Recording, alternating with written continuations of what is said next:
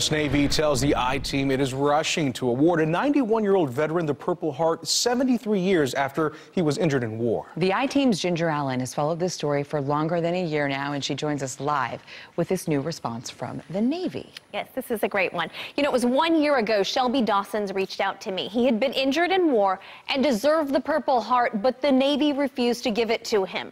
Well, 1 year later, he just received this document from the Navy. The Navy now says it would perpetuate an injustice not to award one of the oldest living Marines this honor.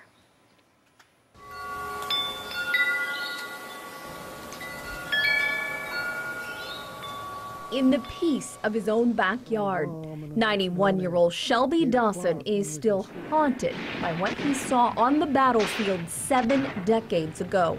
Always upsets me, but... All right, buddy.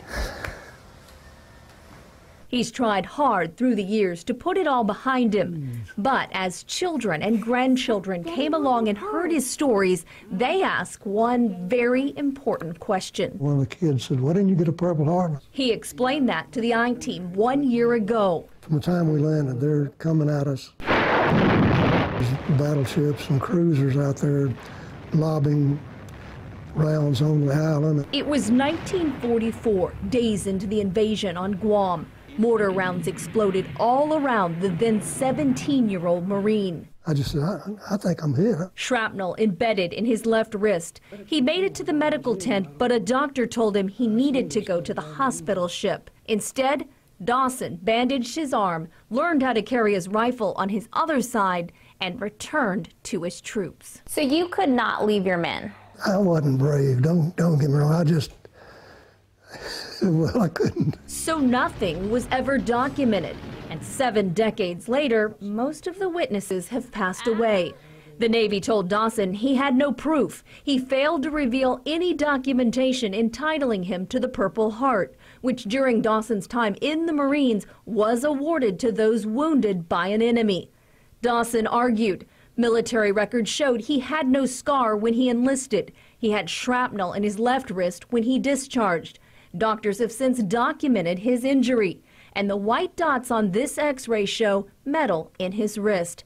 Still, the Navy told the I-Team the records do not indicate the injury was in result of hostile action. But that was all 1 year ago, and since then, a lot has happened. They gave us this book after we got back. After the I-Team story aired, Dawson got invited to Washington, D.C. on the Honor Flight, a trip to recognize veterans. That was my 2 favorite things. And while several lawmakers made calls to help with the Purple Heart, Dawson says this man came along and got it done. Once a Marine, always a Marine. Meet Colonel Colin Andrus. He decided not to go get taken care of and went back to his unit to be with his fellow Marines because he knew they needed his, he needed to be there to help.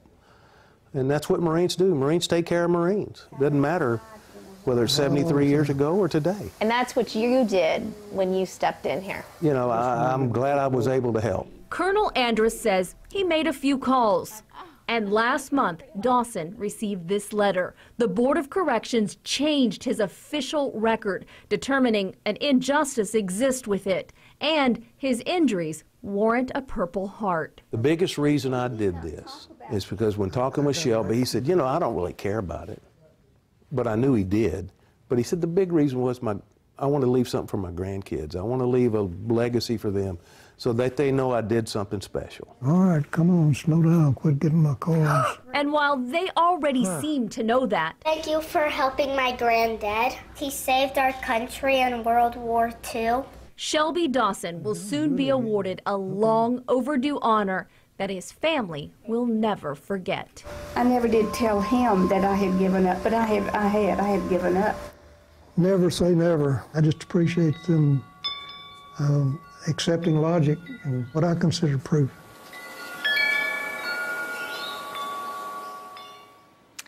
Shelby Dawson will receive the Purple Heart on January 6th. It almost chokes me up. We have been told the ceremony will include a band, the color guard, and many, many Marines. The process usually takes about 180 days, but Mr. Dawson has some health issues, so the Navy told me they are rushing this. And it's long overdue. Oh my goodness. I know. Not a dry eye up there. I'm sure at home you're feeling the same way. Everyone's sort of doing this number here, but you know, proof again, it's never too late to do the right thing here, you know? I know, and I'm just so glad he called us. We were Yes, able to. absolutely. Really fun to see his grandkids. Thank you for your too. service, Mr. Dawson. That was great. Good story.